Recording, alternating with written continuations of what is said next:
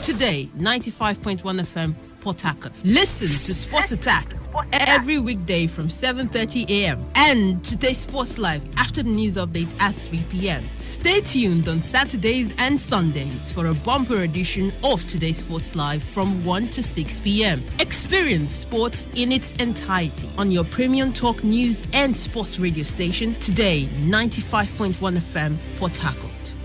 Hello, my name is Kanwanko aka Papilo. For the latest and trending sports stories, always listen to Today Sports Live on Today 95.1 FM Port Harcourt.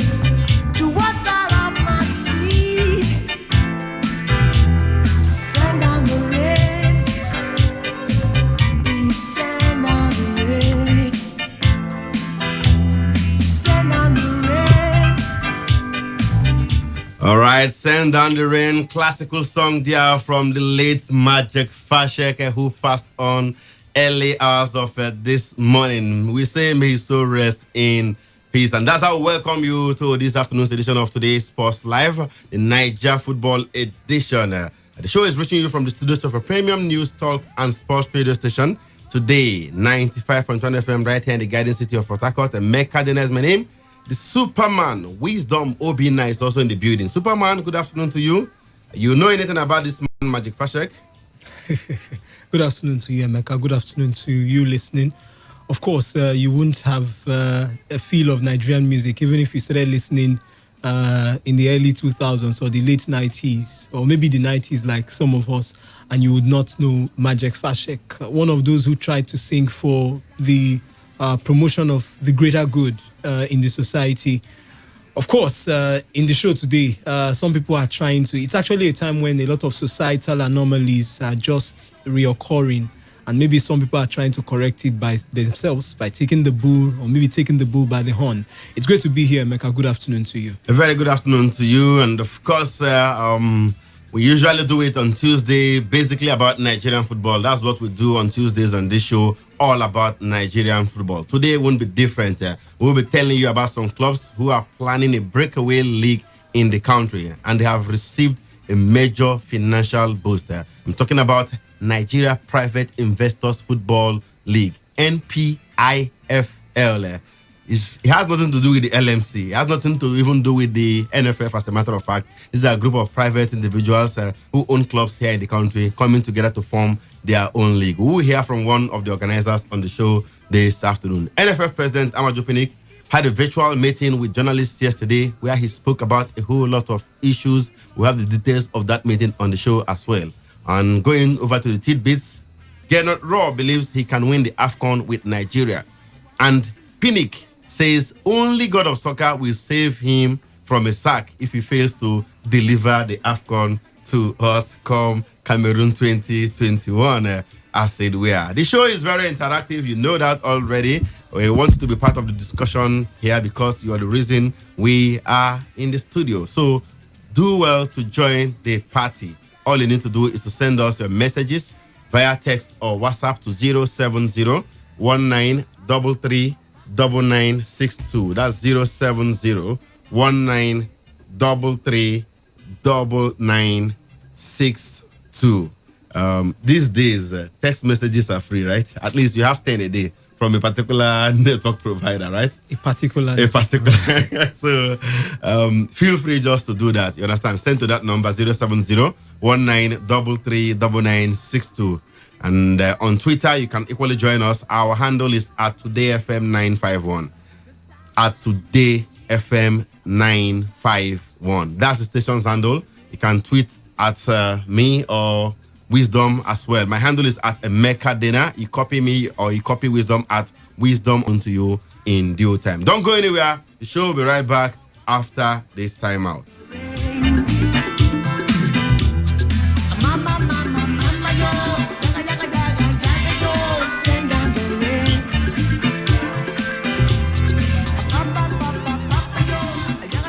All right, let's begin the show this afternoon from faraway Lille, yes, in France. That's where our own Victor Osimhen plies his trade. We understand that Lille president Gerard Lopez has revealed Victor Osimhen still has many offers to consider after the French Ligue 1 side rejected bids from the Premier League and La Liga. According to Lopez, he said there are multiple offers. That's what he told Sports Mail. We turned down one English and one Spanish offer this January transfer window. There is a wide array this summer, and I wouldn't want to give the names of the clubs who are bidding. But what I can tell you is that there are multiple offers.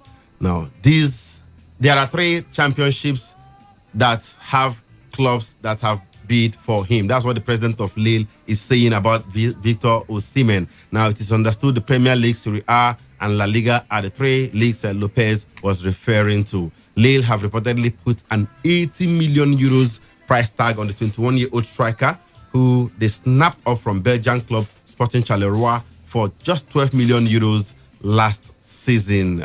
This season, of course, last year, as a matter of fact.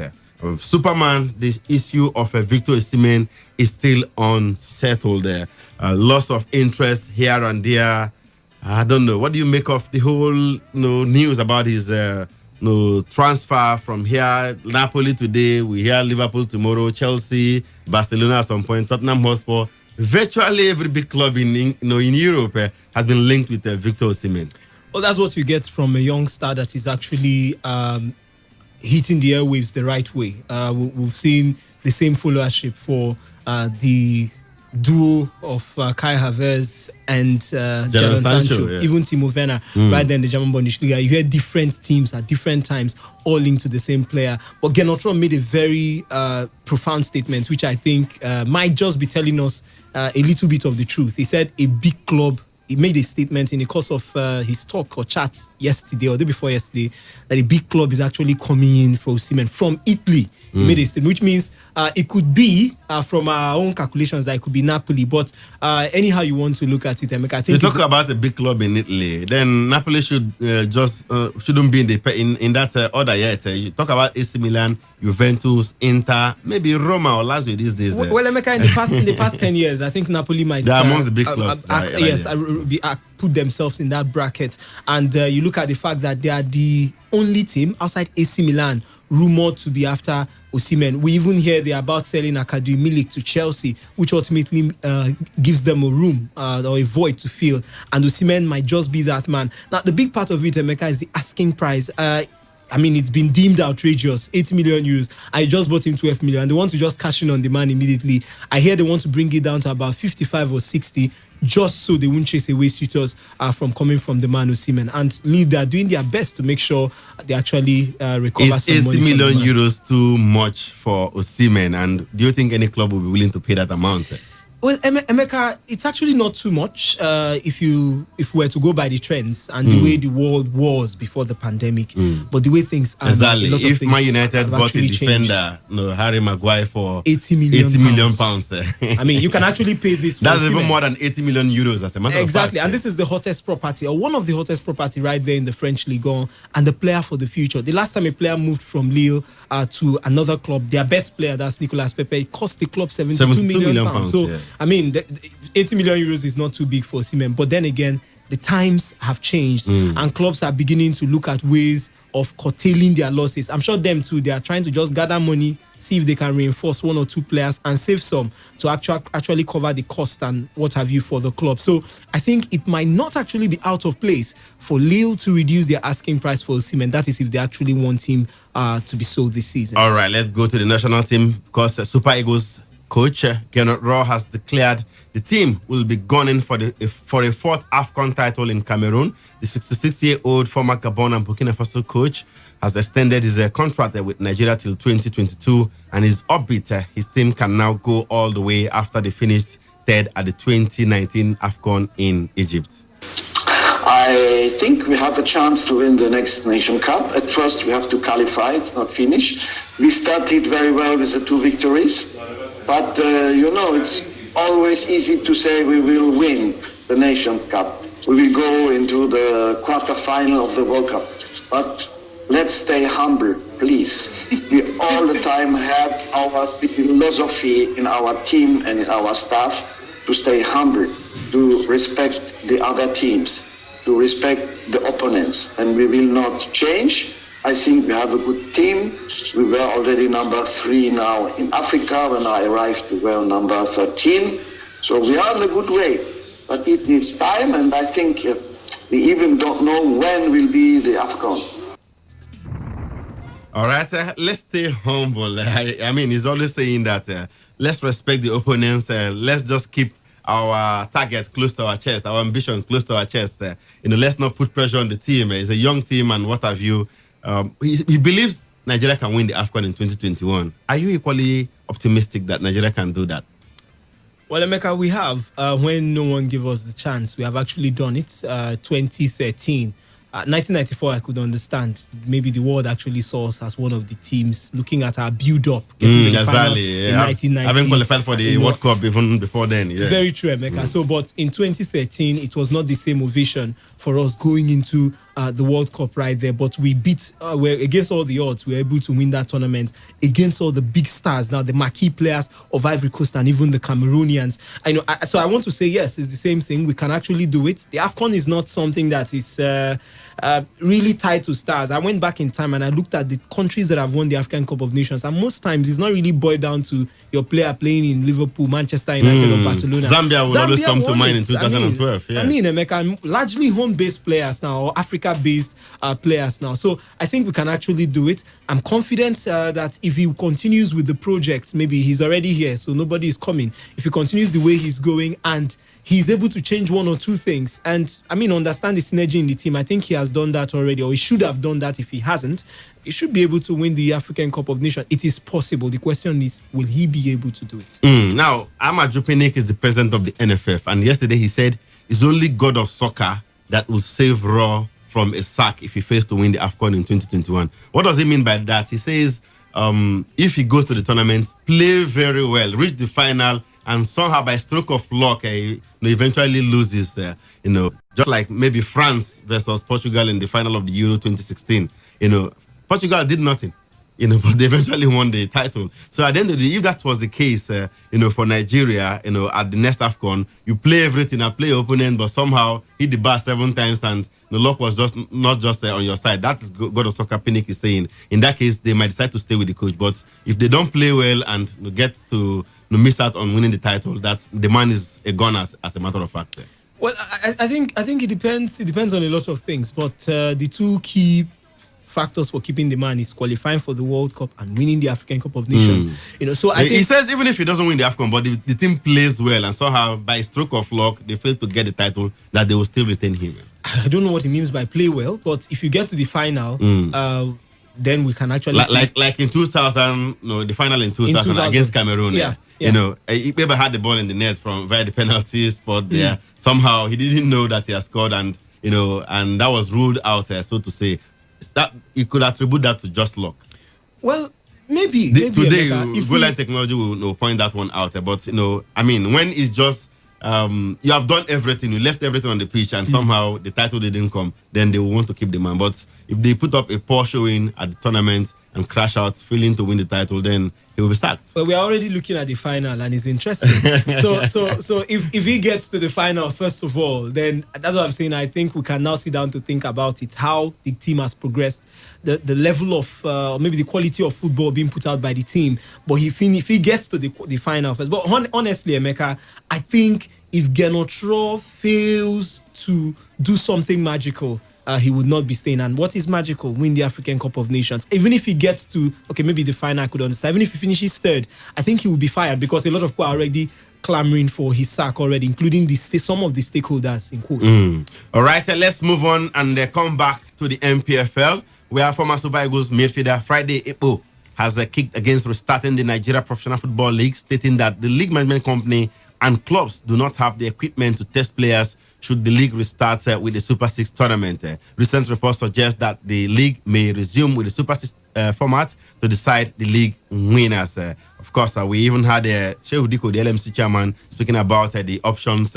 available for the teams to restart the league, and he even mentioned July and maybe early August for the conclusion of the season. But Ekpo kicked against the idea, saying club sides and LMC didn't have the capacity and equipment to test the players, officials, and fans for COVID-19. Well, first and foremost, I would have loved the league to end this way. We should not go further. We should start planning for the 2020 and 2021 season. Yes. Because the football this time around, the Super 6, we don't have the proper equipment, the testing abilities and all the rest, the manpower that will make us to even play that Super 6, because first, spectators are still going to come. So how many of these 6 teams are really up to date when it comes to medical facilities in the country or in their various clubs? I would have loved them to tow the way of others. Those who are doing it in Germany, it takes them 1 week to do quarantining for the players who are going to play the match, and they will not leave the camping site to anywhere. Nobody visit them. At that period, they have been quarantined. So it's not an easy thing. All right, heard from the legendary Friday Ekpo right there. He says, left for him, the league should just end as it is right now. Let's begin planning, for next season. The Superman, what do you think? Deep down how would you want this season to end so we'll all be on this very safe side, as it were? Well, if I had my way, which of course I don't, I would want all the games to resume, everybody plays, and we get to the very end. See. But in Nigeria, we have a peculiar situation, and I think he won't be far from the truth if you look at the way our football is arranged and the way things have panned out in the past few years.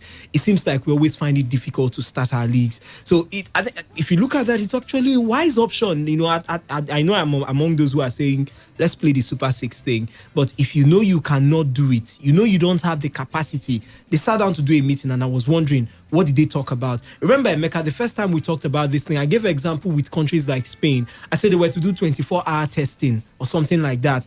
Do we have the capacity to do that? If we do, they talked about putting them in one hotel, a lot of grammars put in place. But we know when it comes to physical structure being put in place in Nigeria, it's different from the grammars. So if peradventure, the NFF and the others have decided, they've made their findings, and they say, yes, we can actually play Super 6, take the top 6 teams and do a final tournament and crown champions. Great, because I'm tired of our league having 1 year when we cannot, there's a question mark to the trophy. 10 years from now, our children will look back at these tables and we keep checking. Question mark. What happened in 2018? You check what happened in 2020? Lobby Stars, question mark on. I'm telling you, 2016. By 2020, another question mark on the trophy is actually somehow we just send representatives to the continent. So I think if we actually show we can, a winner should emerge. A winner should actually emerge. I know but it shouldn't be at the risk of maybe people's lives and what have you because of the pandemic. Well, Emeka, I don't think it's actually very difficult to. I know that's what I'm saying now, but I said something, Emeka. A particular coach, the coach of Augsburg, just the team games for those 14 days. All right, let's go to the big one. We understand that no fewer than 10 Nigerian private clubs have concluded plans to start a separate league christened Nigeria Private Investors Football League, NPIFL. Now, the MP Kene Adams is the owner operator of